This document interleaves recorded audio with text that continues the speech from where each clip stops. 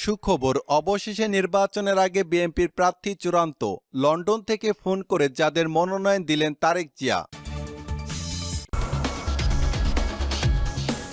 এরপর জানিয়ে দিব, সেনাবাহিনীর গোপন সূত্রে জানা গেছে ঢাকা মোহাম্মদপুরে যত চাঁদাবাজি টেন্ডারবাজি টাকা হয় সব টাকা বাংলাদেশ খেলাফত মজলিসের আমির মাওলানা মামুনুল হকের ঢাকার মোহাম্মদপুরের বাসায় রাখা হয়। মাওলানা মামুনুল হকের ঢাকার মোহাম্মদপুরের বাসা থেকে প্রায় 785 কোটি চাঁদা এবং জুলুমের টাকা উদ্ধার করল সেনাবাহিনী। মামুনুল হককে গ্রেপ্তার করেছে পুলিশ। দুপুরে মোহাম্মদপুর জামেয়া রহমানিয়া আরাবিয়া মাদ্রাসা থেকে তাকে আটক করা হয়। মাওলানা মামুনুল হকের কাছে মিলল 3 বস্তা ভর্তি টাকা, পুলিশ জানায়।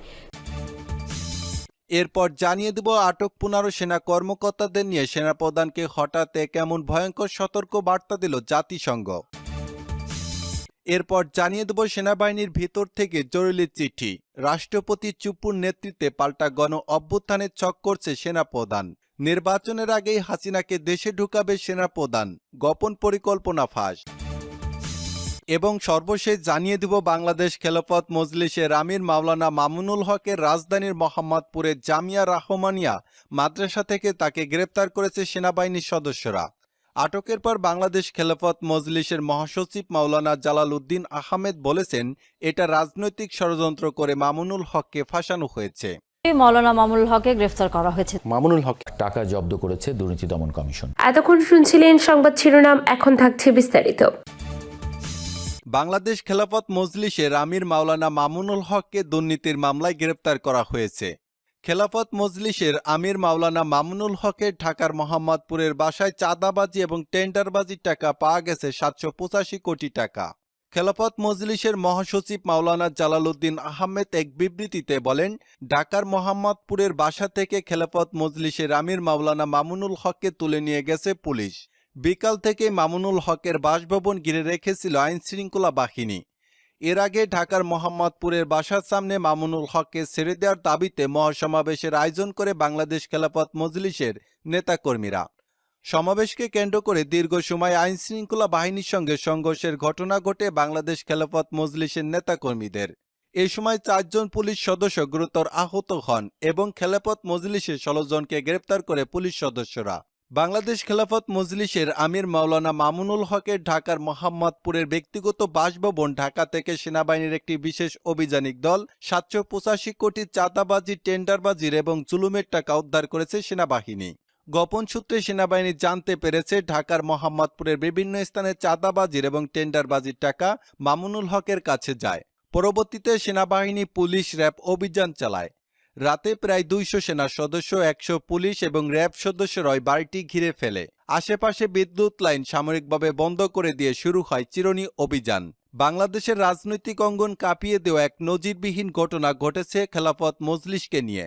জাতীয় দুর্নীতি দমন সংস্থার নির্দেশে পরিচালিত ওই যৌথ অভিযানে উপস্থিত ছিলেন সামরিক গোয়েন্দা সংস্থা, সেনাবাহিনী, র্যাব এবং পুলিশের ঊর্ধ্বতন কর্মকর্তারাও।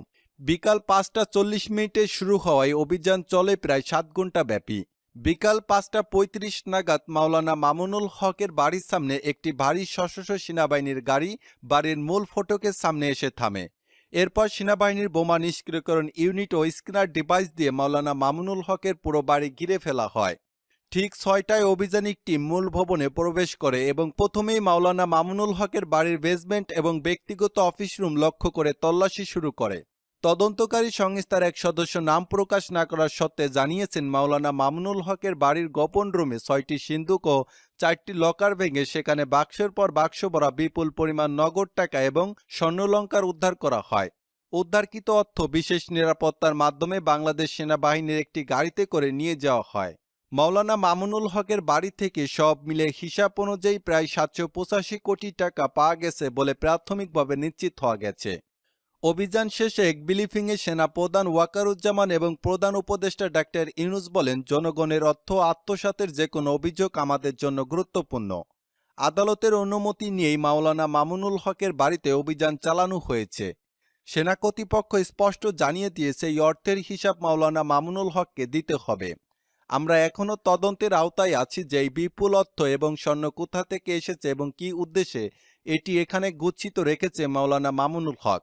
এদিকে খেলাফত মজলিসের পক্ষ থেকে এই অভিযানের তীব্র প্রতিবাদ জানিয়ে বলা হয়েছে এটি একটি রাজনৈতিক প্রতিহিংসামূলক অপারেশন।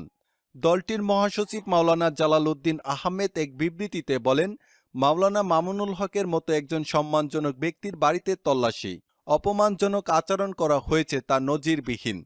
সরকারের মদতপুষ্ট সেনা ও প্রশাসন এভাবেই একটি রাজনৈতিক নেতার বাসভবনে অভিযান চালাতে পারে না। তবে সরকারের পক্ষ থেকে জানানো হয়েছে মাওলানা মামুনুল হকের বাড়ির এই অভিযান সম্পূর্ণ নিরপেক্ষ এবং বিচারিক প্রক্রিয়ার অধীনে অনুমোদিত। প্রধানমন্ত্রীর কার্যালয়ের মুখপাত্র এক বিবৃতিতে বলেন, কেউই আইনের ঊর্ধ্বে নয়। দুর্নীতির বিরুদ্ধে আমাদের জিরো টলারেন্স নীতির আওতায় যে কোনো ব্যক্তি যেই হোক তদন্তের মুখোমুখি হতে হবে।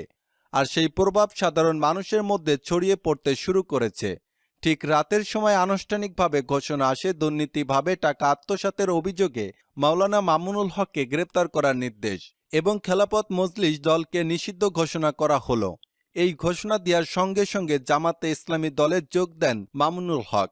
বাংলাদেশ জামাতে ইসলামীর আমির শফিকুল বলেছেন, মাওলানা মামুনুল হক আমাদের ভাই, তাকে জামাতে ইসলামী সচিব করা হবে।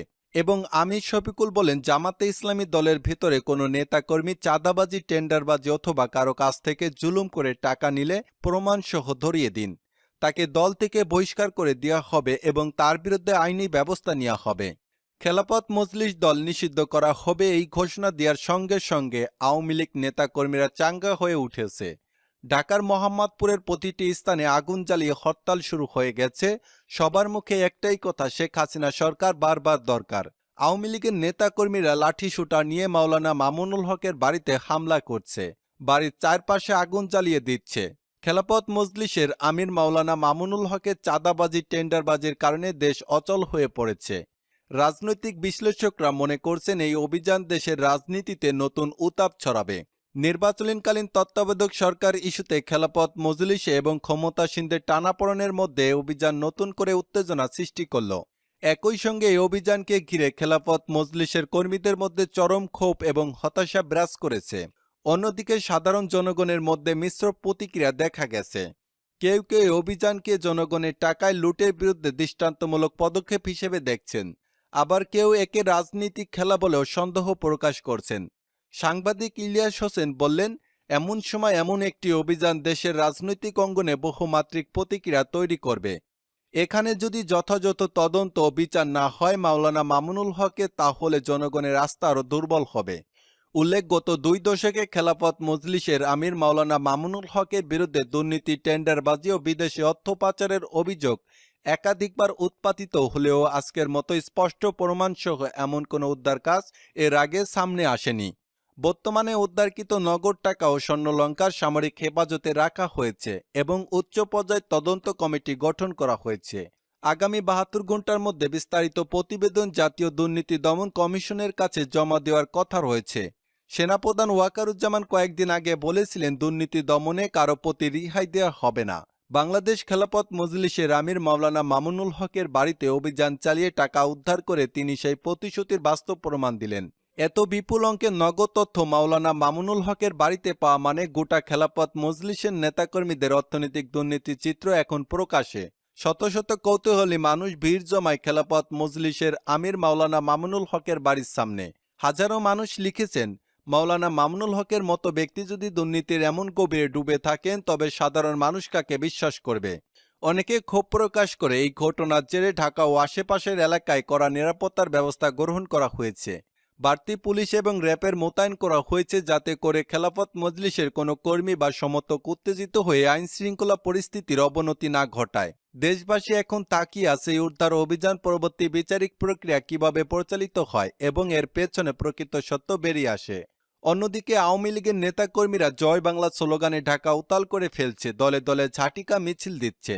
তাদের মুখে একটাই কথা, শেখ হাসিনা সরকার বারবার দরকার। বিএনপির অফিস ভেঙে দিচ্ছে, শেখ হাসিনা বার্তা দিলেন সব নেতাকর্মীরা দেশে ঢুকে পড়েন।